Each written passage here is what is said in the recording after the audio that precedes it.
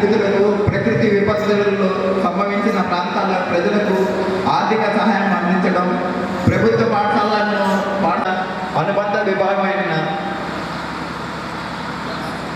స్వేచ్ఛాలోచన ప్రచురణ అనే అనుబంధ విభాగం ద్వారా మంచి సాహిత్య పుస్తకాలను ముద్రించి హ్యూమనిస్ట్ క్లబ్ ద్వారా ప్రజలకు అందిస్తుంది.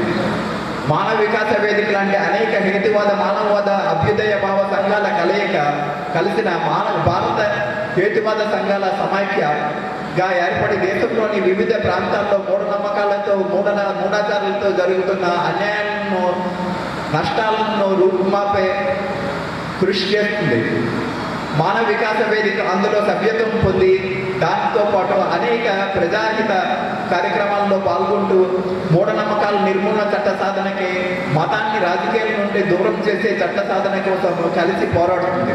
అలాగే హ్యూమనిస్ట్ ఇంటర్నేషనల్ అనే అంతర్జాతీయ సంస్థలో సభ్యత్వం పొంది విదేశాల్లో జరుగుతున్న హేతువాదుల సమస్యలు, కృషి, పోరాటాల సమాచారాన్ని కూడా తెలుసుకొని ఇక్కడ ప్రజలకు అందిస్తుంది. మానవ వికాస వేదిక చేస్తున్న ప్రజోపయోగ, ప్రజా చైతన్య, ప్రజాసేవ కార్యక్రమాలను పరిశీలించి గుర్తించి భారత ప్రభుత్వం ఆదాయ పన్నుల విభాగం వారు ఈ సంస్థకు అందించే దాతల విరాళాలకు సెక్షన్ 80G క్రింద ఆదాయ పన్నుపై రాయితీని కల్పించారు. అది నేటికి కూడా కొనసాగుతూనే ఉంది.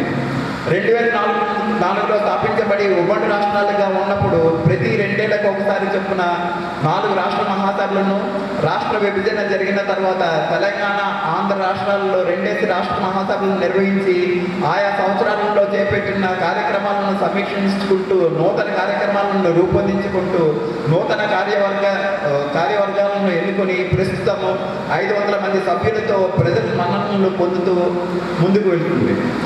ఈరోజు, రేపు 2 రోజుల్లో తెలంగాణ రాష్ట్ర 3వ మహాసభలను నిర్వహిస్తున్న రాష్ట్ర కార్య సభ్యులందరికీ మానవ వికాస వేదిక కేంద్ర వర్గం తరఫున, నా తరఫున అభినందనలు తెలుపుతూ ఈ 2 రోజుల్లో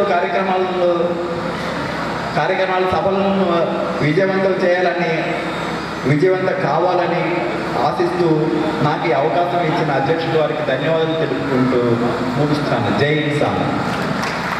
సభాధ్యక్షులు జార్జి గారికి, వేదికపై ఉన్న మిత్రులకు, ఈ సమావేశానికి గౌరవనీయ అతిథిగా విచ్చేసిన డాక్టర్ సిహెచ్ మోహన్ రావు గారికి, ఈ సమావేశానికి అనేక జిల్లాల నుంచి తరలి వచ్చినటువంటి ప్రతినిధులకు అందరికీ కేంద్ర కమిటీ తరఫున అభినందనలు తెలియజేస్తున్నారు. మానవ వికాస వేదిక గురించి, దాని ఆశయాల గురించి, అది చేస్తున్న కార్యక్రమాల గురించి కేంద్ర కమిటీ ప్రధాన కార్యదర్శి మూర్తి గారు చాలా వివరంగా తెలియజేశారు. ప్రపంచవ్యాప్తంగా మారుతున్నటువంటి పరిస్థితులకు అనుగుణంగా హ్యూమనిస్టులు అనేక దేశాల్లో ఇవాళ ప్రజా సంక్షేమం కోసం పలు రకాల కార్యక్రమాలు చేపట్టి హ్యూమనిజాన్ని ఆధునిక మానవ సంక్షేమ సిద్ధాంతంగా మారుస్తున్నారు. మనం చాలామంది గమనిస్తున్నామో లేదో కానీ ఈవేళ అమెరికా తీసుకున్నా, యూరప్ కంట్రీస్ తీసుకున్నా, ఆసియా కంట్రీస్లో తూర్పు ఆసియా కంట్రీస్ని తీసుకున్నా, హ్యూమనిజం అనేటువంటిది శరవేగంగా హ్యూమనిస్టులు పెరుగుతున్నటువంటి సూచనలు మనకు కనిపిస్తున్నాయి.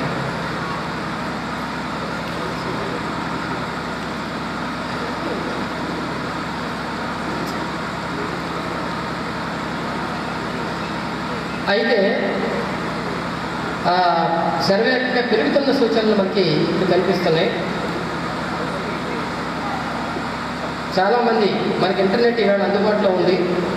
ఆ ఇంటర్నెట్ బ్రౌజ్ చేసి చూసుకున్నట్లయితే జనాభాలో ఇవాళ ఎక్కువ శాతం ఏది శరవేగంగా పెరుగుతున్న జనాభా, మతస్థులు పెరుగుతున్నారా, లేకపోతే ఇంకెవరైనా పెరుగుతున్నారా అనేది చూసినట్లయితే, క్రిస్టియన్ శాఖల్లో ఉన్నటువంటి అనేక శాఖలు ఏమైనా పెరుగుతున్నాయా చూసినట్లయితే, మన ఇంటర్నెట్లో ఏ కంట్రీ గురించి బ్రౌజ్ చేసినా సరే అందులో శరవేగంగా ఎక్కువ మంది రోజు రోజుకి పెరుగుతున్న థింకర్స్ ఎవరయ్యా అంటే హ్యూమనిస్టులు.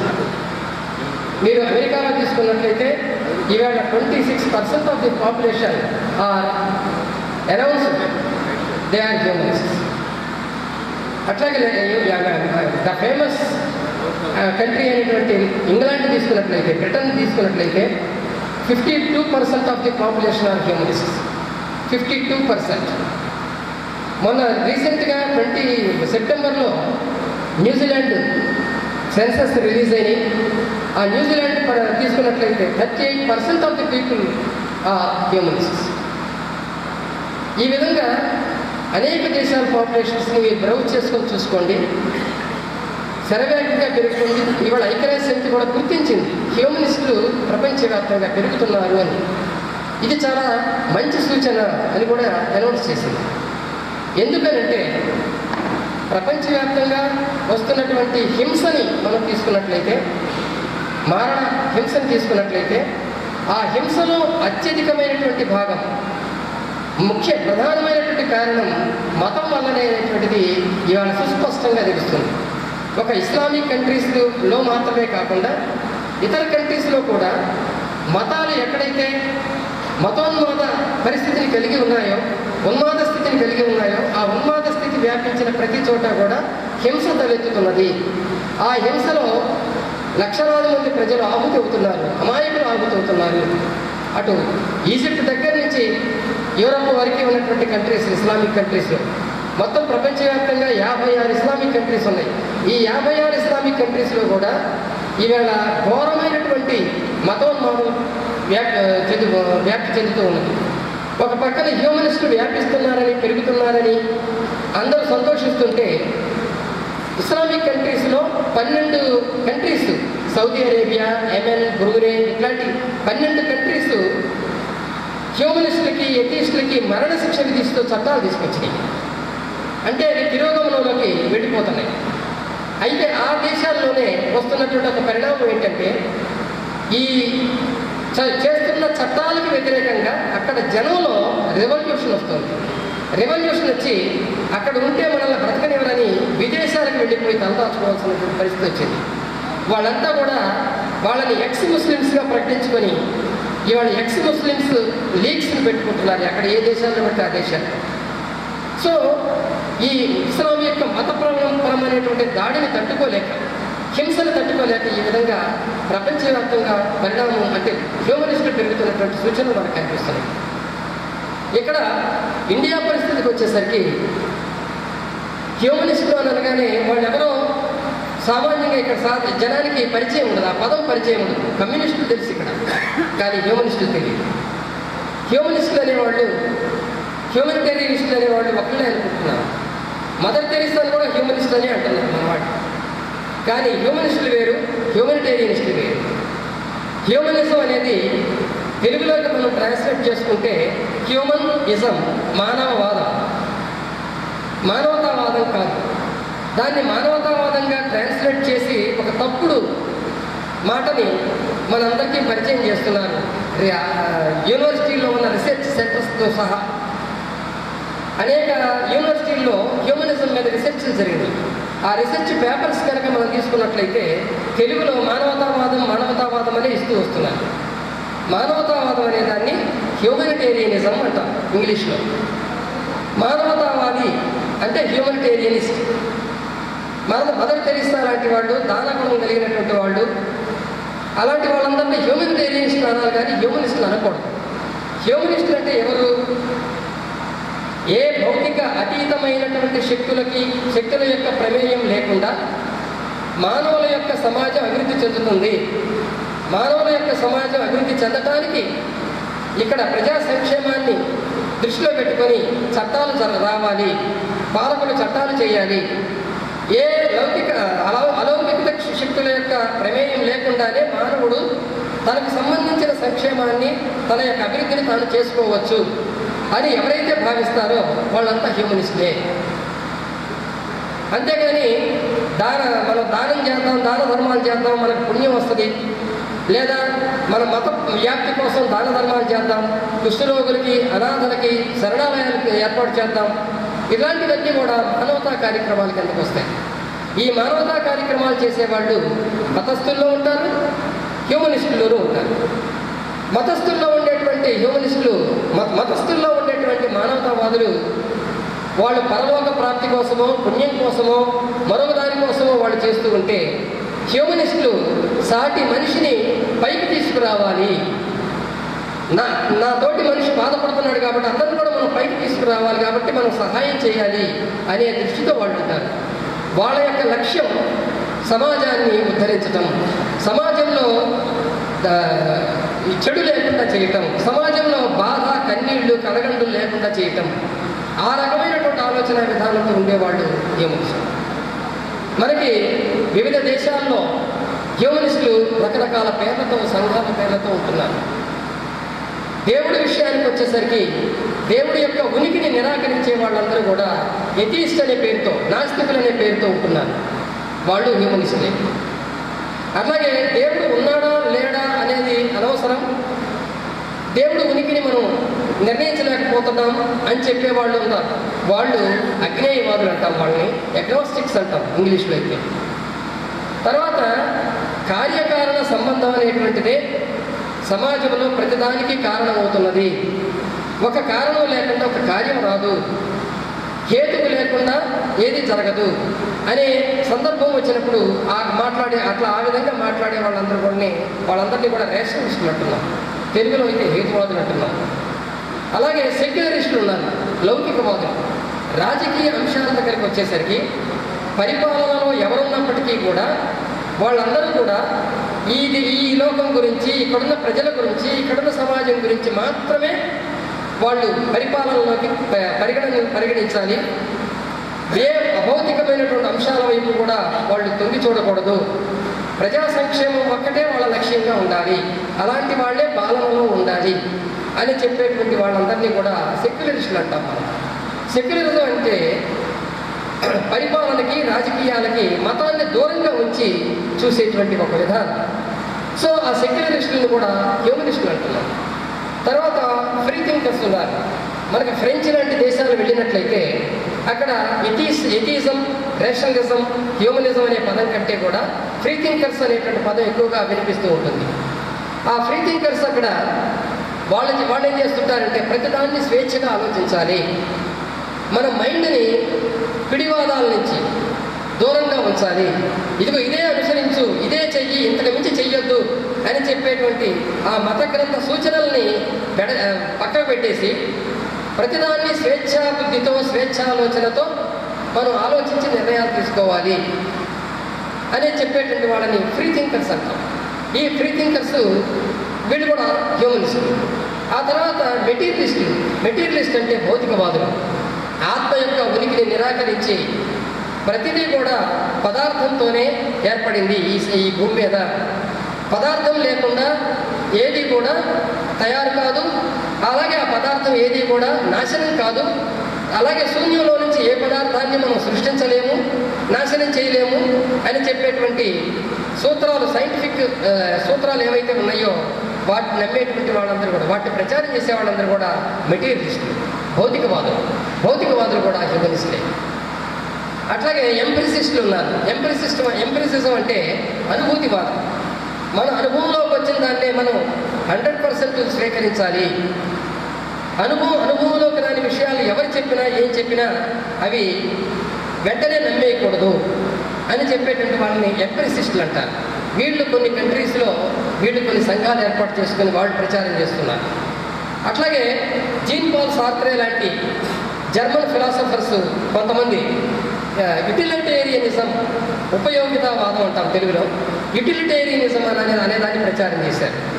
అంటే ఏది వినియోగంలో మనకి ఉంటుందో దాన్నే మనం పరిగణనలోకి తీసుకోవాలి, వినియోగపడనటువంటి దాన్ని ఏది కూడాను అది ఎవరికి ఎప్పుడు వినియోగపడని దాన్ని ఏది కూడాను పరిగణనలోకి తీసుకోవాల్సిన అవసరం లేదు అని చెప్పి డార్విన్ చెప్పినటువంటి పరిణామ క్రమంలో చెప్పినటువంటి సూత్రాలను ఆధారంగా చేసుకొని వాళ్ళు అనుసరిస్తూ ఉంటారు.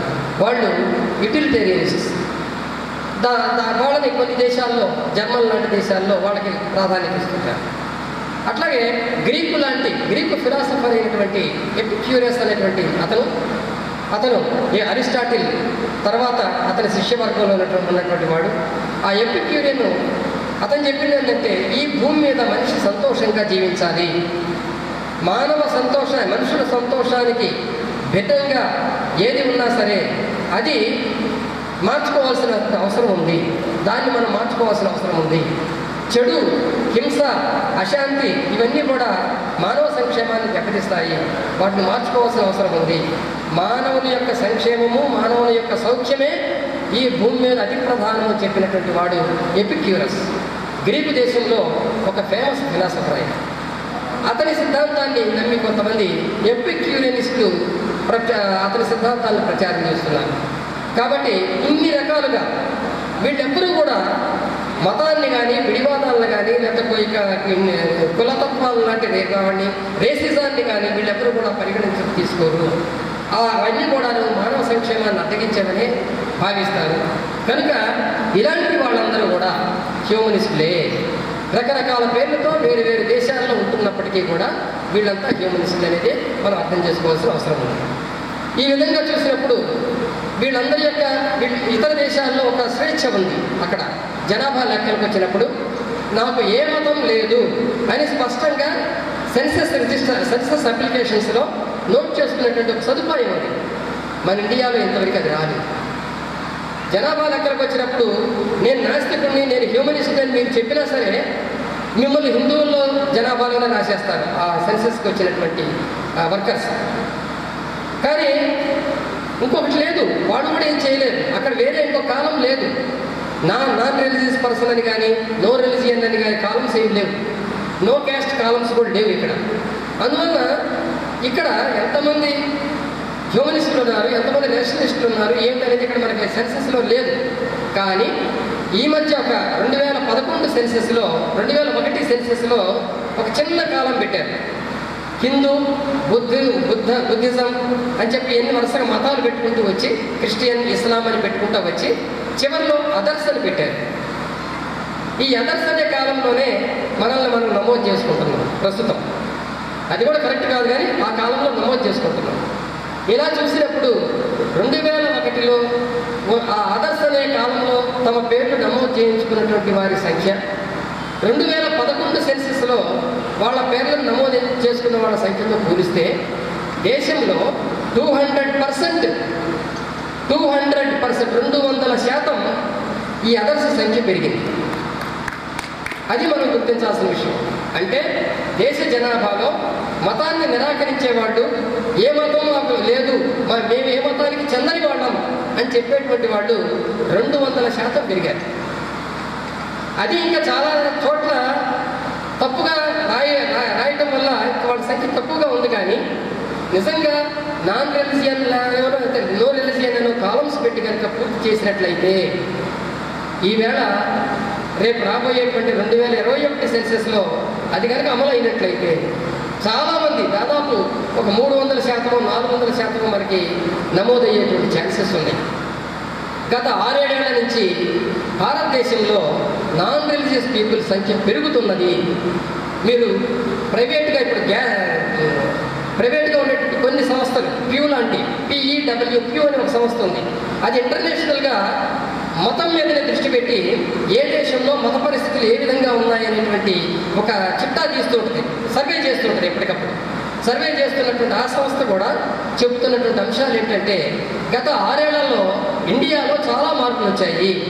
మైండ్ సెట్ మారుతుంది.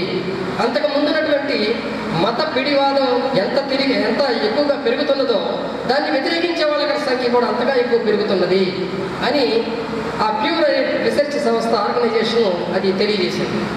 కనుక ఈ లేటెస్ట్ డెవలప్మెంట్స్ కనుక మనం చూసుకున్నట్లయితే ఇండియాలో నాన్ రిలీజియస్ పీపుల్ చాలా పెరుగుతున్నారు, వేగంగా పెరుగుతున్నారు అనేటువంటిది మనం అర్థం చేసుకోవాలి. అట్లాగే సోషల్ మీడియా తీసుకున్నప్పటికీ కూడా అటు ఫేస్బుక్లో కానీ, ఇటు వాట్సాప్ మెసేజెస్లో కానీ చూసుకున్నట్లయితే సోషల్ మీడియాని రిలీజియస్ పీపుల్ ఎంత ఎక్కువగా ఉపయోగించుకుంటున్నారో అలా అంత ఎక్కువగా నాన్ రిలీజియస్ పర్సన్స్ కూడా ఈవేళ సోషల్ మీడియాలో మనకు కనిపిస్తూ ఉండటం మనం చూస్తున్నాం, గమనిస్తున్నాం. ఇంతకుముందు అంత అవేర్నెస్ ఎప్పుడు లేదు.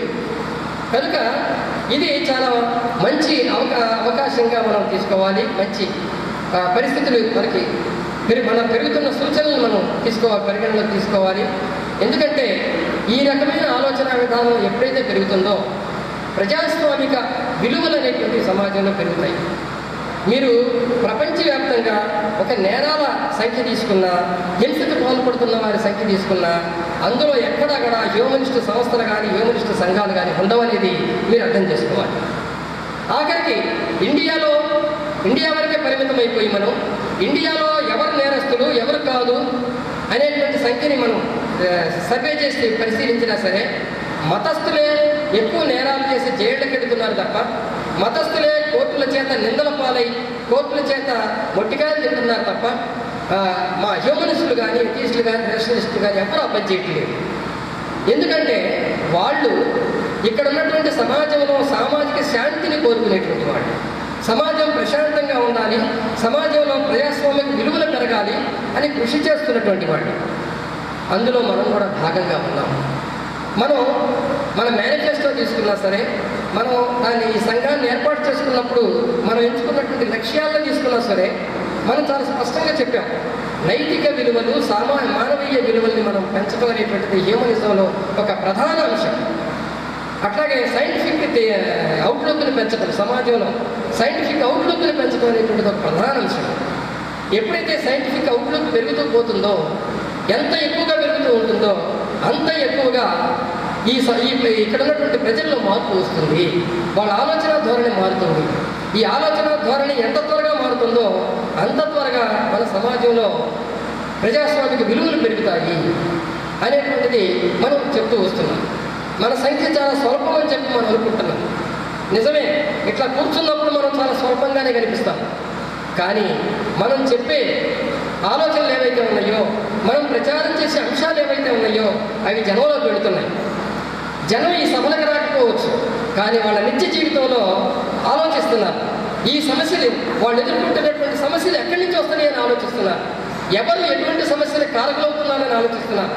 మనమేమిటో ఆలోచిస్తున్నారు, మతస్థులు ఏమిటో ఆలోచిస్తున్నారు, కులోన్మాదాన్ని ప్రచారం చేసేవాళ్ళు ఏంటో ఆలోచిస్తున్నారు.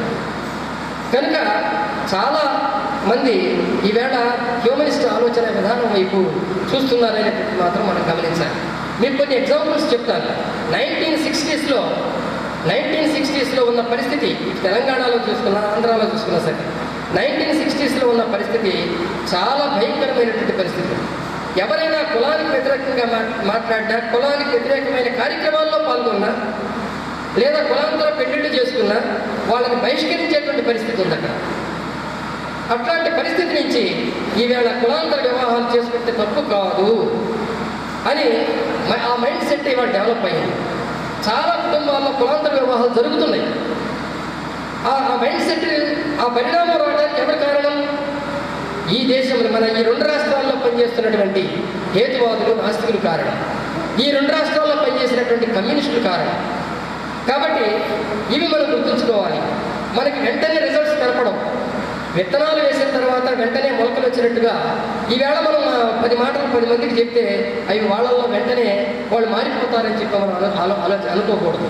కానీ మనం వేసిన విత్తనాలు కొన్నాళ్ళకి మొక్కలు అవుతాయి, కొన్నాళ్ళకి వృక్షాలు అవుతాయి. అవి మంచి పంటలు పండిస్తాయి, మంచి ఫలితాన్ని మనకి అందిస్తాయి. సో ఇది మనం గుర్తించాల్సినటువంటి విషయం. కాబట్టి జనసంఖ్యను ఎప్పుడు తీసుకోవద్దు. ఈ సమాజాన్ని మార్పు చేస్తున్నది లక్షలాది మంది, కోట్లాది మంది కాదు. ఈ సమాజాన్ని మారుస్తున్నది ఎప్పుడు మైనారిటీలే. ఈ సమాజాన్ని మారుస్తున్నది ఎప్పుడు కూడా భావ విప్లవాన్ని, భావ వికాసానికి పనిచేస్తున్నటువంటి కొద్దిమంది జనమే. ఇది మనం గుర్తుంచుకోవాలి. ఒక సైంటిఫిక్ ఫీల్డ్నే మనం తీసుకున్నట్లయితే ఒక శాస్త్రవేత్త కనిపెట్టినటువంటి ఒక అంశం, ఒక పరికరం మొత్తం సొసైటీని మారుస్తుంది. ఉదాహరణకి సెల్ ఫోనే తీసుకోండి. 2004కు ముందు ఇక్కడ మనకి సెల్ ఫోన్లు లేవు. 2004లో ఇంటర్నెట్ వచ్చింది. ఇంటర్నెట్, సెల్ ఫోన్లు వచ్చిన తర్వాత ఈవేళ మొత్తం సమాచార విప్లవం వచ్చేసింది. అది కనిపెట్టిన వాళ్ళు కొద్దిమంది, లక్షల మంది కనిపెట్టలేదని. సేమ్ అదేవిధంగా సైంటిఫిక్ ఫీల్డ్లో ఒక ఎడిసనో ఒక ఐన్స్టీనో ఎవరైనా సరే వాళ్ళ ఆలోచనల నుంచి వచ్చినటువంటి ప్రధానమైన సైంటిఫిక్ ప్రిన్సిపల్స్ ఏవైతే ఉన్నాయో అవి సొసైటీని మారుస్తున్నాయి. కనుక ఎప్పుడు కొద్దిమంది సమాజాన్ని మారుస్తారు. ఇక్కడ మీకు వాల్ పోస్టర్ చూడండి. భారతదేశంలో సమాజాన్ని మార్చడానికి ఎంతమంది కృషి చేశారో ఇక్కడ మనం ఇచ్చాం. అందులో ఒక డార్విన్ మాత్రమే దేశీయుడు, మిగిలిన వాళ్ళందరూ కూడా ఇండియన్స్. ఆ ఇండియన్స్లో ప్రతి ఒక్కడు ఆ రాష్ట్రం ఈ రాష్ట్రం అని లేదు, మన భారతదేశంలో అన్ని రాష్ట్రాల నుంచి అందులో ఉన్నారు. వాళ్ళందరూ కూడా ఎంతో మార్పు తీసుకొచ్చారు మన సొసైటీలో. వాళ్ళందరినీ మనలో ఒక ఇన్స్పిరేషన్ని క్రియేట్ చేశారు. వాళ్ళ జీవితాలను త్యాగం చేశారు వాటి కోసం. కనుక వాళ్ళందరూ వాళ్ళ స్వార్థానికే పరిమితమైపోయి మన బ్రతికేదో మనం బ్రతికితే చాలు అనుకున్నట్లయితే ఈవేళ ఈ ఫోటోలు ఇట్లా పెట్టుకోవాల్సిన అవసరం మనకు ఉండదు. కనుక ఇదందరూ గుర్తుపెట్టుకోవాలి. మన మైండ్ సెట్ని చేంజ్ చేసుకోవాలి. మనం ఒంటరి వాళ్ళం కాదు అనే దాని నుంచి బయటపడి మన ప్రపంచంలో మనం పెరుగుతున్నాం. ఈవేళ ప్రపంచ జనాభా తీసుకున్నట్లయితే ప్రపంచ జనాభాలో 3వ స్థానంలో హ్యూమనిస్ట్ జనాభా ఉన్నదనేటువంటిది మీరు గుర్తుంచుకోవాలి. అది క్రిస్టియన్స్ తర్వాత ముస్లిమ్స్ తర్వాత హ్యూమనిస్ట్ జనాభా ఉంది. ఈ హ్యూమనిస్ట్ జనాభా శరవేగంగా పెరుగుతుంది. ఇంకా 2వ ప్లేస్లోకి ఒక 5-6 ఏళ్లలో 2వ ప్లేస్లోకి వస్తుందన్న ఆశ్చర్యపోవాల్సిన పని. ఎందుకంటే ముస్లిం జనాభా తగ్గిపోయి వాళ్ళు నాన్ ముస్లిమ్స్గా ఎక్స్ ముస్లిమ్స్గా మారిపోతున్నారు. క్రిస్టియన్ శాఖల నుంచి ఆ క్రిస్టియన్స్ అందరూ కూడా బయటకు వస్తున్నారు. ఈవేళ అమెరికాలో ఉన్నటువంటి ట్రంప్ని కనుక మనం తీసుకున్నట్లయితే క్రిస్టియన్స్ ఆదేశాల ప్రకారం అతను పనిచేస్తున్నాడు. అంతకంటే ముందు పనిచేసినటువంటి ఒబామా మొత్తం క్రిస్టియన్స్ అనే వాళ్ళకే పరిమితం కాకుండా నాన్ క్రిస్టియన్స్, నాన్ ముస్లిమ్స్, ఎథీస్టులు, హ్యూమనిస్టులు అందరినీ కలుపుకొని ఆయన పరిపాలన సాగించాడు. ఇంకొక పెద్ద మార్పు ఏంటో చెప్పనా మీకు? అమెరికాలో 2 ప్రధాన పార్టీలు ఉన్నాయి, మీ అందరికీ తెలుసు. Republican party, democratic party. రీసెంట్గా మొన్న సెప్టెంబర్ నెలలో డెమోక్రటిక్ పార్టీ వాళ్ళు ఒక రెజల్యూషన్ పాస్ చేశారు. ఏమిటా రెజల్యూషన్ అంటే వచ్చే రాబోయేటువంటి అధ్యక్ష ఎన్నికల్లో హ్యూమనిస్టుల యొక్క, ఎథీస్టుల యొక్క, అంటే నాన్ రిలీజియస్ పీపుల్ ఎవరైతే ఉన్నారో వాళ్ళందరి యొక్క ఆశయాల్ని ప్రేరణగా మేము తీసుకొని మా ప్రభుత్వం ఏర్పడితే మొత్తం సమాజంలో నాన్ రిలీజియస్ యాటిట్యూడ్స్ని మేము డెవలప్ చేస్తాము అనేటువంటి ఒక రెజల్యూషన్ని వాళ్ళు పాస్ చేశారు. మాకు నాన్ రిలీజియస్ పీపుల్ మద్దతు కావాలి అని చెప్పి వాళ్ళు రిక్వెస్ట్ చేశారు. ఆ రెజల్యూషన్ ఒక పెద్ద దేశంలో మొత్తం ప్రపంచానికే పెద్ద స్థానంలో ఉంటే గొప్ప అమెరికా అనగానే నెంబర్ 1 ప్లేస్ ఇస్తాం మనం. అట్లాంటి దేశంలో ఒక ప్రధాన పార్టీ ఈవేళ మతం లేనటువంటి మనుషుల యొక్క మద్దతు కోరుకుంటుంది అంటే అక్కడ ఎంత ఇన్ఫ్లుయెన్స్ నాన్ రిలీజియస్ పీపుల్ ఎంత ఇన్ఫ్లుయెన్స్ కలగజేస్తున్నారు అనేటువంటిది మనం ఆలోచించాల్సిన విషయం. కాబట్టి మిత్రులారా, నేను ఎక్కువ టైం తీసుకోదలుచుకోలేదు. మీరు ఒకటి గుర్తుపెట్టుకోండి, మనం తక్కువ కాదు. ఒకవేళ తక్కువైనా సరే మన భావజాలం ఏదైతే ఉందో చాలా గొప్పది. మన భావజాలాన్ని మనం నిలబెట్టుకోవటానికి, మన భావజాలాన్ని నిరంతరం ప్రచారం చేయడానికి మనం ఎప్పుడూ కట్టుబడి ఉంటే, ఈ సమాజాన్ని మార్చాలనేటువంటి కోరిక మనలో బలంగా ఉంటే, మనలో నిబద్ధత ఉంటే, మనలో నిమగ్నత కూడా ఉంటే, ఈ నిమగ్నత ఈ రెండింటినీ ముందు తీసుకుని మనం సొంతం చేసుకోగలిగితే మన ఉద్యమాలను మనం పెంచుకోగలుగుతాం. తెలంగాణకి మన ఉద్యమం అవసరం ఉంది. ఈవేళ మన ఉద్యమం అవసరం చాలా ఉంది. ఇక్కడ బాణామతి ఉంది, ఇక్కడ అనేక క్రూర హత్యలు జరుగుతున్నాయి, అత్యాచారాలు జరుగుతున్నాయి, మహిళల మీద వేధింపులు జరుగుతున్నాయి, చంపడాలు జరుగుతున్నాయి. దిశ ఎన్కౌంటర్, దిశ కాదు, సమతే కాదు, రకరకాల కార్యక్రమాలు మనం రోజు వింటున్నాం. వీటికి పరిష్కారం మతం చెప్పదు. మతం ఎక్కడా వీటికి పరిష్కారం చెప్పదు. ఏ కులస్తుడు కూడా దీనికి పరిష్కారం చెప్పలేడు. మానవవాదం ఒకటి మాత్రమే చెప్పగలుగుతుంది దానికి పరిష్కారం. సమాన హక్కులు, మహిళల సాధికారత మన మేనిఫెస్టోలో ఉన్నటువంటి ప్రధాన అంశాలు. స్త్రీ పురుషుల సమానత్వాన్ని ఈ ప్రపంచంలో మొట్టమొదటిసారి చాటింది 16th సెంచరీలో ఉన్నటువంటి ఫ్రాన్సిస్ రైట్ అనే హ్యూమనిస్ట్. స్త్రీ పురుషులు సమానం. క్రిస్టియన్ మతం దాన్ని వ్యతిరేకిస్తుంది. దాన్ని వ్యతిరేకిస్తుంది కాబట్టి మేము దాన్ని వ్యతిరేకిస్తున్నాం మతాన్ని అని చెప్పి ఫ్రాన్సిస్ రైట్ అనే ఆవిడ ఇంగ్లాండ్లో జన్మించి అమెరికాలోకి వచ్చి హ్యూమన్ రైట్స్ని ప్రచారం చేసినటువంటి వ్యక్తి ఆయన.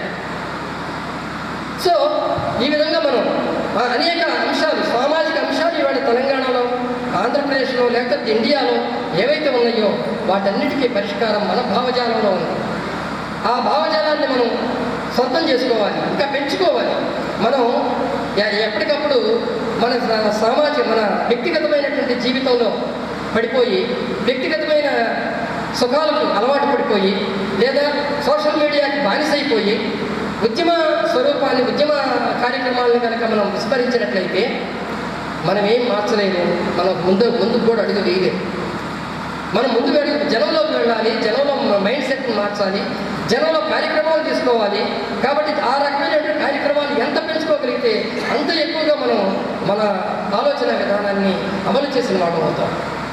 కాబట్టి ఈ రకమైనటువంటి మైండ్ సెట్తో మనం ఎదగాలని కోరుకుంటూ, తెలంగాణలో ఈ మానవ వికాస వేదిక యొక్క ఆశయాలు, భావజాలం విస్తృతంగా వ్యాపింపజేయడానికి మీరందరూ సమాయత్తం కావాలని కోరుకుంటూ, ఈ మహాసభలు ఈ 2 రోజుల్లో అనేక అంశాలు చర్చించబోతున్నాయి. ఇందాక మన అధ్యక్షుడు గారు చెప్పినట్టు ఆ చర్చించే అంశాలన్నింటినీ కూడాను మీరు పూర్తిగా తెలుసుకోండి. దానిలో వచ్చినటువంటి డౌట్స్ని క్లియర్ చేసుకోండి. ఇంకా ఏం చేయాలి మన కార్యక్రమాలు అనేటువంటిది కూడా నిర్ణయించండి. తెలంగాణలో మానవ వికాస వేదిక ఆశయాన్ని మరింత విస్తృతంగా పెంచడానికి కృషి చేయండి. కనుక ఈ 2 రోజుల్ని దానికి ఉపయోగించుకోండి. రేపు సాయంత్రం 4:30 వరకు మన కార్యక్రమాలు ఉంటాయి. ఆ 4:30 వరకు కూడా మనం ఇక్కడే కదలకుండా ఉండాలి. ప్రతి గంట, ప్రతి నిమిషం కూడా మనకి విలువైనదిగా భావించి మనం నేర్చుకోవడానికి ప్రయత్నించాలి. ఆ విషయాన్ని ఆ రకంగా ఈ 2 రోజుల మహాసభల్ని దిగ్విజయం చేయాలని కోరుతూ నాకు ఈ అవకాశం ఇచ్చినందుకు ధన్యవాదాలు తెలియజేస్తూ విరమిస్తున్నాను.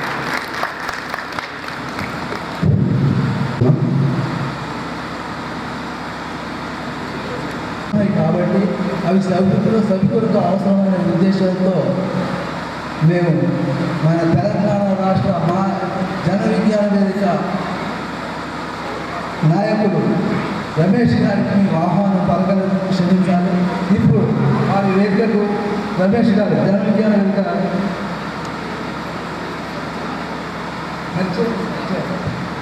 టీవీ షోలలో తన మ్యాజిక్ మానవ వికాస వేదిక 3వ రాష్ట్ర మహాసభలకు ఇచ్చేసిన ప్రతినిధులందరికీ, వేదిక మీద ఉన్న పెద్దలకు, మరీ ముఖ్యంగా ఇదే హుజూరాబాద్ పట్టణంలో పుట్టి అంతర్జాతీయ ప్రఖ్యాత సెల్యులర్ అండ్ మాలిక్యులర్ బయాలజీలో వైజ్ఞానికవేత్తగా ఎదిగి సిసిఎంబికి డైరెక్టర్గా పనిచేసి ఇప్పటికీ నిరంతరం శాస్త్ర పరిశోధనలో మునిగి తేలుతూ హుజూరాబాద్ గడ్డ వైజ్ఞానిక పతాకాన్ని అంతర్జాతీయ సైన్స్ లోకంలో వివరింపజేస్తున్న గౌరవనీయులు ట్రాన్స్ఫర్ భట్టాగారి అవార్డు గ్రహీత డాక్టర్ సిహెచ్ మోహన్ రావు గారు. ఎందుకంటే వారు కేవలం ఒక సైంటిస్ట్గా, సీరియస్ సైంటిస్ట్గా ల్యాబొరేటరీలో మాత్రమే కూర్చోకుంటారు. చాలామంది సైంటిస్టులు అదే పని చేస్తుంటారు. ఎంతసేపు నిరంతరం సైన్స్ దాంట్లోనే మునిగి తేలుతూ ఉంటారు ల్యాబొరేటరీలో వాటిల్లో. కానీ Einstein, Stephen Hawking, madam Curie లాంటి అనేక మంది, సివి రామన్ లాంటి అనేక మంది వైజ్ఞానికవేత్తలు సైన్స్ ల్యాబ్కే పరిమితం కాకుండా ఆ వైజ్ఞానిక ఫలితాలు ఏవైతున్నాయో, ఆ శాస్త్ర సాంకేతిక రంగాలు సాధించిన ఫలితాలు ఏవైతున్నాయో అవి సామాన్య మానవుల చెంతకి, సమాజం చెంతకి చేరడం ద్వారా మానవ ప్రగతి సాధ్యమవుతుందని నమ్మి నిరంతరం సమాజంలో పనిచేస్తూ ఉంటారు. సో ఆ కోవలో ఈ తెలంగాణ రాష్ట్రంలో నిరంతరం ప్రజల కోసం, ప్రజలకి సైన్స్ ఫలితాలు అందాలనే లక్ష్యంతో కృషి చేస్తున్నారు డాక్టర్ సిహెచ్ మోహన్ రావు గారు. వారు జన విజ్ఞాన వేదిక గౌరవాధ్యక్షులుగా ఉన్నారు, సైన్స్ అకాడమీ చైర్పర్సన్గా ఉన్నా, ఏ రంగంలో ఉన్నా ఎక్కడున్నా కూడా ఈ సైన్స్ ఫలాల్ని ప్రజలందరి దగ్గరికి చేరాలని నిరంతరం కృషి చేస్తూ ఉన్నారు. సో ఈరోజు కూడా అందుకే ఈరోజు వారి ఇక్కడికి హాజరయ్యారు. సో వారికి మానవ వికాస వేదిక నాయకులు సాంబశివరావు గారికి, విక్రమ్ గారికి, వేదిక మీద ఉన్న అందరికీ విజ్ఞాన వందనాలు తెలియజేస్తూ, మిత్రులు మహాసభలు సందేశం అన్నారు కాబట్టి మళ్ళీ ఏదో మాట్లాడేది తర్వాత మాట్లాడుతూ ఏదో టైం చెప్తా అన్నారు. సో అందుకని మానవ వికాస వేదిక మహాసభలు ఈ 2 రోజుల పాటు జయప్రదంగా జరగాలని all India people science network తరఫున నా శుభాకాంక్షలు తెలియజేస్తున్నాను. ఎందుకంటే ఈరోజు దేశంలో మత ఉన్మాదం పెరిగిపోయి ఇంట్లో తిండి తింటే చంపుతున్న పరిస్థితి, ఒక మంచి బట్ట కట్టుకొని బయటికి పోతే దాడి చేస్తున్న పరిస్థితి, మొన్ననే రాజస్థాన్లో మీసాలు పెంచుకున్నాడని ఒక దళితుడిని కాల్ చేసిన పరిస్థితి, అనేక రకాల దాడులు జరుగుతున్నాయి. అంటే మనిషిగా బ్రతికితే నువ్వు మనిషిగా ఎట్లా బ్రతుకుతావని చంపుతున్న పరిస్థితులు దేశంలో కొనసాగుతూ ఉన్నాయి. అంతేకాదు మనం చూస్తున్నాం ఏదైతే భావజాలం ఈ రోజే కాదు, ఈ దాడులు ఈరోజు కొత్త ఏం కాదు. చాలామంది అనుకుంటున్నారు ఈ రోజు కొత్తగా వచ్చినాయని. ఈరోజు కొత్తగా ఏం రాలేదు. మహాభారత కాలంలోనే చూస్తే చార్వాకుల్ని సజీవ దహనం చేశారు. ఆ రోజు భౌతికవాదిగా ఉండి ఈ దేశంలో భౌతికవాద భావజాలాన్ని ప్రచారం చేసిన చార్వాకుల్ని ఆ మహాభారతంలో దహనం చేసింది కూడా మనకి కనబడుతుంది. అక్కడి నుంచి ఈ రోజు వరకు కూడా అంటే భిన్నాభిప్రాయాన్ని సహించలేని ఒక రకమైన వాతావరణం అది కనపడుతూ ఉంది. మరీ ముఖ్యంగా 7 దశాబ్దాల స్వతంత్ర భారతంలో ఏ విలువల కోసమైతే, ఏ స్వాతంత్రం, స్వేచ్ఛ, సమానత్వం, స్వావలంబన లక్ష్యాల కోసం వేలాది మంది ఆనాటి తరము జాతీయ సౌద్యమంలో భారత స్వాతంత్ర పోరాటంలో పాల్గొని తమ ప్రాణాన్ని త్యాగం చేశారో, భగత్ సింగ్, రాజ్గురు, సుఖ్దేవ్ లాంటి వాళ్ళు ఉరికమ్మాలకి ఉయ్యాలలుగారో, అలాంటి త్యాగాల ఫలితంగా వచ్చిన ఈ స్వాతంత్రం, స్వేచ్ఛను కూడా హరించే పరిస్థితి కనపడతా ఉంది. కాబట్టి మనం ముఖ్యంగా మానవవాదులంగా ఉన్న మనం మానవవాదాన్ని పెంపొందించాల్సిన అవసరం ఉంది. ఇంతకుముందు సాంబశివరావు గారు చెప్పినట్టు మన రాజ్యాంగంలో రాసుకున్నాం. భారత రాజ్యాంగంలోని ఆర్టికల్ 51 మన స్వాగతోపన్యాసం చెప్పిన వారు చెప్పారు. ముఖ్యంగా అందులో to develop scientific temper, spirit of enquiry, humanism and reform, ఈ బాధ్యత మానవత్వాన్ని, సంస్కరణాభిలాషను, వైజ్ఞానిక దృక్పథాన్ని, వైజ్ఞానిక పరిశీలన స్ఫూర్తిని పెంపొందించడం ప్రతి పౌరుల యొక్క ప్రాథమిక బాధ్యతగా మనకి రాజ్యాంగంలో రాసుకున్నాం. కాబట్టి ఆ ప్రాథమిక బాధ్యతని మనం గుర్తెరిగి మనం పనిచేస్తున్న మానవవాదులుగా అది మన నిరంతర కర్తవ్యం. కానీ ఆ బాధ్యతని మరచిపోయిన పాలకులు నిరంతరం మూఢనమ్మకాలని పెంపొందించి ఎక్కడైతే ఈ దాడులు, మూఢనమ్మకాల పేరుతో దాడులు జరుగుతున్నాయో అలాంటి మూఢనమ్మకాల్ని మరింతగా పెంపొందిస్తూ వాటిని అధికారిక కార్యక్రమాలుగా చేపడుతున్నప్పుడు ఆ బాధ్యతని పాలకులకు గుర్తు చేయాల్సిన బాధ్యత మన మీద ఉంది. ఆ రకంగా నిరంతరం మనం ముందుకు వెళ్ళాలి. అదే సందర్భంలో సంఖ్య గురించి కూడా మాట్లాడారు సాంబశివరావు గారు. ఆ రోజు సూర్యుని చుట్టూ భూమి తిరుగుతుంది అని చెప్పింది ఒక కోపర్నికస్ మొట్టమొదటిసారి. ఎంతమంది చెప్పారు? 1,00,000 మంది చెప్పారా? 1 కోటి మంది చెప్పారా? ఓటింగ్ పెట్టరు. సైంటిఫిక్ ఫ్యాక్ట్స్లో సత్యాన్వేషణలో ఓటింగ్తో నిర్ణయాలు జరగవు. అది సత్యమా కాదా అనేది ప్రధానమైంది. ఒక్కరు చెప్పిరా, 1,00,000 మంది చెప్పిరా, 100 కోట్ల మంది చెప్పిరా అనే దాంతో సంబంధం ఉండదు. అందువల్ల సత్యాన్ని చెప్పే వాళ్ళం, మానవ ప్రగతి కోసం ప్రయత్నిస్తున్న వాళ్ళం, ఆదిమ మానవుల కాలం నుంచి ఈ రోజు వరకు విశ్వాంతరాల రహస్యాలు ఛేదిస్తున్న అత్యంత ఆధునిక వైజ్ఞానిక మానవులుగా ఎదిగిన ఈ మానవ పరిణామ క్రమ ప్రస్థానంలో మానవవాదాన్ని, అదేవిధంగా వైజ్ఞానిక ఆలోచన దృక్పథాన్ని, మానవ ప్రస్థానాన్ని గమనించిన ఆ ప్రగతి గురించి ఆలోచించే మనందరం సత్యం ద్వారానే ఈ ప్రగతి సాధ్యమైందని, సైన్స్ ద్వారానే ఈ ప్రగతి సాధ్యమైందని, వైజ్ఞానిక భావజాలం ద్వారానే సాధ్యమైందని నమ్మే మనమంతా కూడా సంఖ్యతో నిమిత్తం లేకుండా నిరంతరం మన ఆశయాల్ని మున్ముందుకు తీసుకెళ్లడం ద్వారా ఈ సమాజ అభివృద్ధిలో మన వంతు పాత్ర నిర్వహించగలుగుతాం. ఆ రకంగా మానవ వికాస వేదిక గత ఉమ్మడి ఆంధ్రప్రదేశ్లో కానీ, నేటి తెలంగాణ రాష్ట్రంలో, అక్కడ ఆంధ్రప్రదేశ్లో కూడా మంచి కృషి చేస్తూ ఉంది. ముఖ్యంగా స్వేచ్ఛ ఆలోచన పత్రిక ప్రజలకి మంచి ఆలోచనల్ని, భావాల్ని పంపిస్తూ ఉంది. కాబట్టి ఈ కృషి మరింతగా పెరగాలి. ముఖ్యంగా యువకుల్ని మన ఈ సంస్థలోకి తీసుకురావాల్సిన బాధ్యత మనందరి మీద ఉంది. అది జరగాలంటే చేయాల్సిన పని ఏంటంటే మనము మనలోనే గురువు గురించమని కాకుండా కాలేజీలకి, యూనివర్సిటీలకి, విద్యా సంస్థలకి వెళ్తే మనం ఖచ్చితంగా యువతను ఆకర్షించగలం. ఈనాటి యువత చాలా మంది అనుకుంటున్నాం ఈ యువత చెడిపోయిందండి, పక్కదారి పట్టిందండి, లేకపోతే ఎప్పుడు గుళ్ళ చుట్టూ తిరుగుతారండి, సినిమాల చుట్టూ తిరుగుతారండి అని. అలా ఉన్న యువత ఉంది. కానీ మహాకవి శ్రీశ్రీ అన్నట్టు కొంతమంది కుర్రవాళ్ళు పుట్టుకతో వృద్ధులు, తాతగారి బామ్మగారి భావాలకి దాసులు, నేటి నిజం చూడలేని కీటక సన్యాసులు అంటాడు. అదే దాంట్లో ఇంకో మాట అంటాడు, కొంతమంది యువకులు భావన నవజీవన బృందావన నిర్మాతలు అంటాడు. ఆ భావన నవజీవన బృందావన నిర్మాతలుగా ఉన్న వాళ్ళు, నూతన ఆలోచనలు స్వీకరిస్తున్న వాళ్ళు, స్వేచ్ఛ ఆలోచనలు కలిగి ఉండాలనే తపనతో ఉన్న వాళ్ళు కూడా యువతీ యువకులు ఉన్నారు. వాళ్ళని పట్టుకోవడం మీద మన విజయం ఆధారపడి ఉంటుంది. వాళ్ళను పట్టుకోవడం మీద మన సంస్థ ఎదుగుదల ఆధారపడి ఉంటుంది. కాబట్టి మానవ వికాస వేదిక లాంటి అనేక సంస్థలు ఈ కార్యక్రమాల్లో ముందుకు రావాలి. అదే అందుకని All India People's Science Network దేశవ్యాప్తంగా ఉన్న జన విజ్ఞాన వేదిక లాంటి 40 సంస్థలతో కలిసి జాతీయ స్థాయిలో దేశవ్యాప్తంగా ఈ వైజ్ఞానిక దృక్పథాన్ని, వైజ్ఞానిక పరిశీలన స్ఫూర్తిని పెంపొందించే కార్యక్రమాలే కాకుండా ఆధునిక శాస్త్ర సాంకేతిక విజ్ఞాన ఫలాలు సామాన్య మానవుల చెంతకు చేరాలని, తద్వారా భారతదేశం వైజ్ఞానికంగా ఎదగాలని, ఆ వైజ్ఞానిక ఎదుగుదల ముఖ్యంగా సో ఆ రకంగా ఇలాంటి అనేక సంస్థలతో కలిసి పనిచేయాలనేది all India people science network ఉద్దేశం. అందుకే నరేంద్ర దబోల్కర్ గారు చనిపోయిన రోజుని ప్రపంచమంతా, భారతదేశం అంతా కూడా జాతీయ వైజ్ఞానిక దృక్పథ దినోత్సవంగా, నేషనల్ సైంటిఫిక్ టెంపర్ డేగా జరపాలనే ఉద్దేశంతో all India people science network, అదేవిధంగా మహారాష్ట్ర అంధశ్రద్ధ నిర్మూలన సమితి అనేక సంస్థల్ని కలుపుకొని కార్యక్రమాలు నిర్వహిస్తూ ఉంది. అదేవిధంగా ఈ నేడు తెలంగాణ రాష్ట్రంలో దాదాపు 45 ఇంకొద్ది రోజుల్లో 50 సంస్థలకు పైగా సంస్థలతో కూడుకొని ఈ రాష్ట్రంలో ఉన్న ఏ ఆశయం కోసమైతే నరేంద్ర దబోల్కర్ గారు తన ప్రాణాలు అర్పించారు, మూఢనమ్మకాల నిర్మూలన చట్టం రావాలని, ఆ మూఢనమ్మకాల బాధితులను ఆదుకోవాలనే ప్రయత్నం ఏదైతే చేశారో, ఆ రకమైన మూఢనమ్మకాల నిర్మూలన చట్టం సాధించాలనే లక్ష్యంతో మానవ వికాస వేదిక, బహుజన సేన, జన విజ్ఞాన వేదిక లాంటి అనేక సంస్థలతో కలిపి మూఢనమ్మకాల నిర్మూలన చట్ట సాధన సమితి కూడా తెలంగాణ రాష్ట్రంలో ఏర్పడి పనిచేస్తూ ఉంది.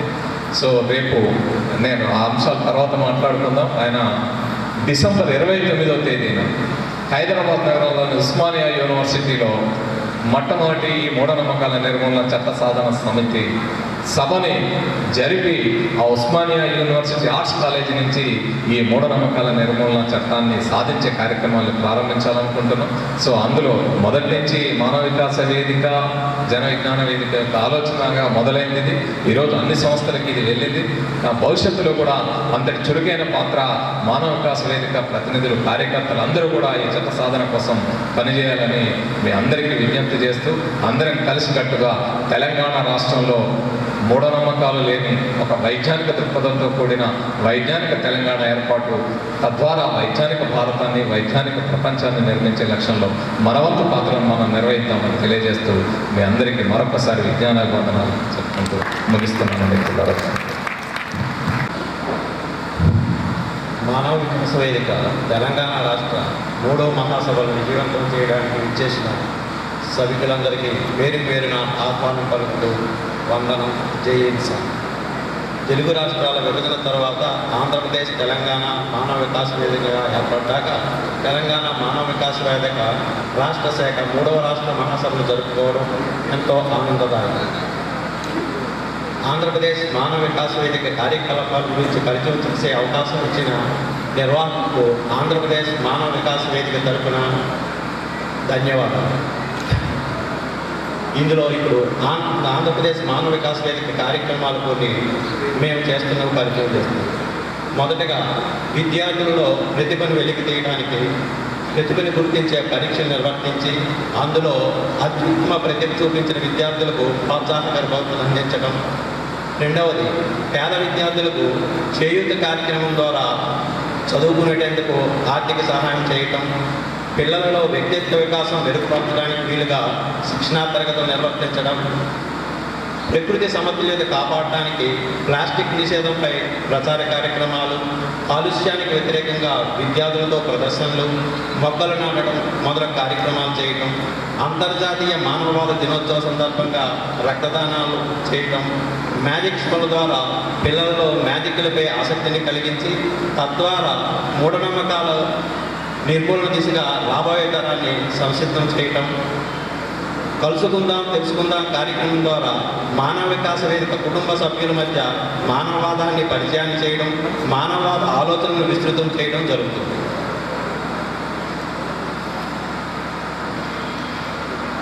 ఇందులో తెలంగాణ జిల్లా శాఖ మూఢనమ్మకాలకు వ్యతిరేకంగా చేపట్టే ప్రచార కార్యక్రమాలు, అవయవదానం, నేత్రదానం గురించి ప్రజలను చైతన్యపరిచే సభలు, మానవ వికాస వేదిక సభ్యులు వికాసమనే శిక్షణా తరగతులు, స్వేచ్ఛా ప్రలోచన పత్రిక ద్వారా మేము తెలుసుకున్నాం. దాని ద్వారా స్ఫూర్తి చెందుతున్నాం. ఆ విధంగా మా కార్యక్రమాలని మరింత ముందుకు తీసుకుపోవడానికి తెలంగాణ శాఖ మాకు ఎంతగానో ఉపయోగపడుతుంది. అయితే ఈ కార్యక్రమాలు ఆంధ్రప్రదేశ్, తెలంగాణలో జరుగుతున్న ఒకరికొకరు పంచుకోవడానికి వీలుగా స్వేచ్ఛాలోచన పత్రిక ఒక వారధిగా ఉపయోగపడుతుంది. స్వేచ్ఛాలోచన పత్రిక నిరంతరాయంగా ప్రచురణ కావడం వల్ల మానవవాదులుగా మనం చాలామంది ఉన్నారనే భరోసే కాకుండా మానవ వికాస వేదిక కార్యక్రమాలు ఒకరినొకరు తెలుసుకోవడం జరుగుతుంది. పత్రికా నిర్వాహకులకు ఈ సందర్భంగా మానవవాదులందరి తరఫున ధన్యవాదాలు. చివరగా ఈ అవకాశం ఇచ్చిన నిర్వాహకులకు ధన్యవాదాలు. జై Insaan. Quiz college professor doctor కొడలిక్ గారు, ఏ కుమరయ్య గారు, రమేష్ విద్యుత్ గారు మన మోహన్ రావు గారికి ఓకే వారి సన్మానించి చెప్పారండి. చిన్న రిక్వెస్ట్ సార్, ఏమంటారు?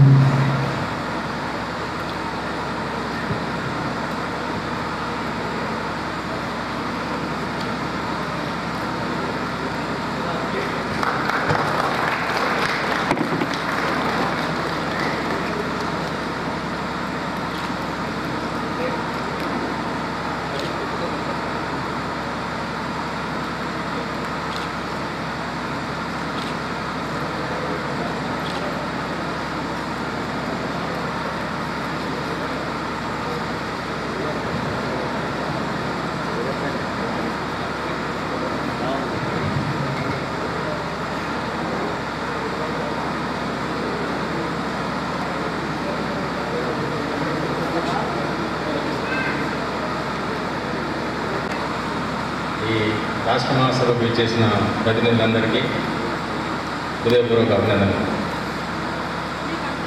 నేను హుజురాబాద్ విద్యార్థిగా, హుజురాబాద్ బిడ్డగా మాట్లాడడానికి కేవలం ఆశీర్వదించడానికి వచ్చేసాను.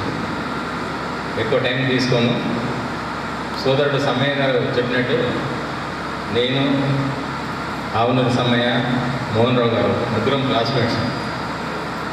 అప్పుడే అంటే దాదాపు 50 ఏళ్ళ క్రితమే మా గురువు గారు, అప్పుడు ఆకుల లింగయ్య గారు, శివప్రకాష్ శుక్లా లాంటి పెద్దలు మహాకవి శ్రీశ్రీ సాహిత్యాన్ని పరిచయం చేసిన తర్వాత మేము ఇంటర్మీడియట్లో ఉన్నప్పుడే శ్రీశ్రీ గారిని ఇక్కడికి, డిగ్రీ ఫస్ట్ ఇయర్లో ఉన్నప్పుడు శ్రీశ్రీ గారిని ఇక్కడికి పిలిపిస్తున్నాం. అంటే ఒక గురువు చేసిన ఒక మంచి పని 50 ఏళ్ళ క్రితం శ్రీశ్రీ గారిని ఇక్కడికి పిలిపించుకున్నామంటే అప్పుడు మాకు గురువులు నాటిన బీజం ఏదైతే ఉందో, సమాజం గురించి ఆలోచించండి, సమాజ సంక్షేమం గురించి ఆలోచించండి అని విద్యార్థి దశలో నాటిన బీజం ఇప్పటికీ మేము దాన్ని కోల్పోలేదు. ఆవునూరు సమయ్య గారు ప్రత్యేక తెలంగాణ ఉద్యమంలో ఎంత చురుగ్గా పాల్గొన్నారో 69 నుంచి ఇప్పటి వరకు. మోహన్ రావు గారు శాస్త్రీయ పరిశోధనలో ఉన్నారు. నేను వేరే ఫీల్డ్ ఎంచుకున్నాను. విద్యార్థి దశలో శ్రీశ్రీ గారితో పరిచయం ఉన్నా, ఉద్యోగం చేస్తున్నప్పుడు బాలగోపాల్తో కలిసి తిరిగిన, ఆ మధ్య కాలంలో వరవరరావు గారితో, రాచకొండ విశ్వనాథ శాస్త్రి గారితో కలిసి తిరిగిన, ఇప్పుడు అవినీతి వ్యతిరేకంగా పోరాటం చేస్తున్న అన్నా హజారే రాలేగాం సిద్ధికి పోయి ఇక్కడ జయప్రకాష్ నారాయణతో కలిసి పనిచేస్తున్నా, గత 35 సంవత్సరాలుగా వినియోగదారుల ఉద్యమకారునిగా పనిచేస్తున్న. లక్ష్యం ఒక మంచి సమాజం. సమాజంలో జరుగుతున్న అవినీతిని, అవకతవకల్ని అరికట్టడం కోసం మనం సాయశక్తిలో కృషి చేస్తున్నాం. ఇందులో స్వార్థం లేదు. స్టూడెంట్ స్టేజ్లో అంటే నేను ఎంఎస్సీ ఫిజిక్స్ చేసేటప్పుడే మాకు ప్రొఫెసర్ నరసింహ గారు వచ్చారు బెంగళూరు నుంచి. బెంగళూరు సైన్స్ ఫోరం ఫౌండర్ ఆయన. అదే రోజు మేము స్టూడెంట్స్గా ఆయనతో కలిసి ప్రెస్ క్లబ్ పోయాము హైదరాబాద్లో. ఆ ప్రెస్ క్లబ్లో ఆయన సత్యసాయిబాబాని ఛాలెంజ్ చేశాడు. సాయిబాబా గారు, మీరు ఇందులో బూడిద సృష్టిస్తున్నారు కానీ ఒక గుమ్మడికాయ సృష్టించండి, సృష్టిస్తే మీకు ₹1,00,000 ఇస్తాను. ఆ కాలంలో అంత గట్స్ ఉన్న సైంటిఫిక్ ఫోరం నరసింహయ్య గారు, మిగతా పెద్దలందరి ఏదైతే మాకు సూచించారో ఆ సూచనలన్నింటినీ మేము ఆచరిస్తున్నాం. ఇప్పుడు ఆచరిస్తున్నాం కదా, ఇందులో స్వార్థం లేదు. ఒక వినియోగదారులుగా, ఉద్యమకారులుగా మేము చేస్తున్నది ఏంటంటే మార్కెట్లో జరుగుతున్న మోసాల మీద కరీంనగర్ వినియోగదారుల మండలిని స్థాపించి 33 సంవత్సరాలు అయింది. ఇప్పటి వరకు దాదాపు 10,000 కేసుల్లో 22 కోట్ల రూపాయలు మా కరీంనగర్ జిల్లా వాస్తవ్యులకు నష్టపరిహారంగా ఇప్పించాం, నయా పైసా ఖర్చు లేకుండా. నేను ఎందుకు చెప్తున్నానంటే కేవలం ఒక్క ఆర్గనైజేషన్ తోటి సంబంధం పెట్టుకోవద్దు. సమాజంలో ఏ మనిషికైనా, ఆపదలో ఉన్న ఏ మనిషికైనా ఆదుకునే ఏ సంస్థ ఉందో ఆ సంస్థతో సంబంధం పెట్టుకుంటే ఆ మనిషి కష్టాలు తీరుతాయి అన్నదే మా ఉద్దేశం. అందుకే అవినీతి వ్యతిరేకంగా నేను రాలేగాం సిటీకి పోయాను. ఒకరోజు అన్నా హజారే గారితో ఉన్నాం. ఇప్పుడు కాదు, దాదాపు 15-20 సంవత్సరాల క్రితం. చొక్కారావు గారు మా ఎంపీగా ఉన్నప్పుడు అక్కడ వాటర్ షెడ్ మేనేజ్మెంట్ చూద్దామన్నట్టు పోయినాం. అప్పటికి ఇంకా ఆయన ఈ యాంటీ కరప్షన్ మూవ్మెంట్ స్టార్ట్ చేయలేదు. కానీ ఆయనతో ఉన్న క్షణాల్లోనే ఆయన తర్వాత లోక్పాల్ బిల్ గురించి, యాంటీ కరప్షన్ గురించి ఆయన తీసుకున్న మూమెంట్లో మేము భాగస్వాములు అయ్యాము. దానివల్ల కరీంనగర్లో లోక్సత్తా ఉద్యమ సంస్థను వేదికగా చేసుకొని ఒక ఏఎస్ఐ మోహన్ రెడ్డి అనే వ్యక్తి అక్రమ ఫైనాన్స్తో దాదాపు 500 కోట్ల మేరకు ఆక్రమించాడనంటే మేము మా సంస్థ ద్వారా కేసేసాం. బాధితులకి ఈ మధ్యలో ఒక 23 మంది బాధితులకి 30 కోట్ల రూపాయల ప్రాపర్టీస్ రీట్రాన్స్ఫర్ చేయించాం. అంత గట్స్ ఉండాలనంటే ముందులో మనలో ఒక నైతిక బలం ఉండాలి, నిజాయితీ ఉండాలి, చిత్తశుద్ధి ఉండాలి. బ్లాక్ మెయిలింగ్ ఉంటే ఎక్కడ పనికిరమ్మా. కానీ మనం చేసే పనులను బట్టి మనకు డెఫినెట్గా పబ్లిక్ సపోర్ట్ లభిస్తుంది. అట్లాగనే ఆర్టీఐని ఆయుధంగా వాడి ఒక అప్లికేషన్ ద్వారా ప్రభుత్వం మిడ్ మానేర్ ప్రాజెక్టులో 400 కోట్ల రూపాయలు అక్రమంగా చెల్లించేదాన్ని ఆపాము. అంటే ఉదాహరణకి ఒక బాత్రూమ్ సైజులో ఉన్న ఇల్లుకి ఇంజనీర్లు ఎస్టిమేషన్ ఏం చేశారంటే 15 లక్షలు ఇవ్వాలన్నారు లంచం తీసుకొని. అదే ఈ హాల్ అంతా ఉన్న ఇల్లుకు 7 లక్షలు అన్నారు. అప్పుడు ఒకరు మా దృష్టికి తీసుకొచ్చిన తర్వాత ఆర్టీఐకి అప్లై చేసి మేము సర్వే చేసి కలెక్టర్కు కంప్లైంట్ ఇచ్చేసి ఆపించాము. ఒకటే అప్లికేషన్ ద్వారా 400 కోట్లు ప్రభుత్వానికి ఆగిపోయింది. అప్పుడు వాళ్ళ ఇంజనీర్లందరూ మీద క్రిమినల్ కేసులు అయ్యాయి, కొందరు సస్పెండ్ అయ్యారు, కొందరు జైలు పోయారు. అంటే నేను ఎందుకు చెప్తున్నానంటే దయచేసి మీరు సమాజాన్ని చదవండి, తోటి ఆపదలో ఉన్న వారి ఆ ఆర్తనాదం ఏందో వినండి. మనం ఏ వృత్తిలోనే ఉండొచ్చు, కానీ ప్రవృత్తి మాత్రం సామాజిక సేవ. ఇట్లాంటి అంశాలని మేము ఎన్నుకొని గత 50 సంవత్సరాలుగా సమయ గారు, నేను, తర్వాత మోహన్ రావు గారు ఏ ఫీల్డ్లో ఉన్నా కానీ సామాజిక స్పృహను ఆయుధంగా చేసుకొని సాయుధ పోరాటం గురించి చెప్పారు సమయ గారు. ఇక్కడ మేము సోషలిస్ట్ భావాలతోటి ప్రేరణ పొందిన, తుపాకీ పట్టకున్నా, మా మిత్రులు తుపాకీ పట్టుకొని ఇప్పటికీ అజ్ఞాతంలో ఉన్న మా లక్ష్యం ఒకటి, సమసమాజ స్థాపన, నవసమాజ నిర్మాణం. శ్రీశ్రీ గారి గురించి ఇప్పటికీ నేను పొద్దున్న లేవగానే మేము ఇప్పటికీ దేవుడిని నమ్మం. మా ముందు కనిపించేవాడే దేవుడు అనుకుంటాం. అంటే మనిషి, ఆ మనిషి దొంగ మనిషి కాదు, లంగ మనిషి కాదు, లంచాల మనిషి మా దేవుడు కాదు, నిజాయితీగా పనిచేసే మనిషి. మీరందరూ ఇక్కడికి వచ్చినందుకు మిమ్మల్ని అందరికీ నిజంగా ఆ దేవుళ్ళ కంటే గొప్పగా నేను భావిస్తూ నవసమాజ నిర్మాణంలో సైనికులుగా అందరం కలిసి పనిచేస్తామని సోదరుడు రెండాల బుచ్చయ్య గారు మా గ్రామానికి చెందినవారే. ఆయన సమ్మయ్య గారు మీరు వచ్చి 2 నిమిషాలు అందరికీ కలిసిపోండి. ముఖ్యంగా మోహన్ రావు గారు వస్తున్నారు, ఎందుకంటే క్లాస్మేట్స్ ఫ్రీక్వెంట్గా అప్పుడప్పుడు కలుసుకుంటుంటాం. ఆ చిన్ననాటి జ్ఞాపకాలని ఒకసారి నెమరేసుకోవచ్చు అని అన్నప్పుడు ఇంకో మా క్లాస్మేట్ గారు రామన్న గారు కూడా వచ్చారు. మేమందరం కలుసుకున్న తృప్తి ఇప్పుడు తర్వాత లంచ్లో ఫోన్ చేస్తే రాదు. సంజీవ్ చక్రపాణి కూడా ఉన్నారండి. అంటే ఎందుకు చెప్తున్నానంటే మా పుట్టిన గడ్డలో ఒక మంచి కార్యక్రమాన్ని నిర్వహిస్తున్నందుకు ఈ తెలంగాణ రాష్ట్ర మానవ వికాస వేదిక బాధ్యులందరికీ కూడా హృదయపూర్వక అభినందనలు తెలియజేస్తూ సెలవు తీసుకుంటున్నాను. జై హింద్. Thank you.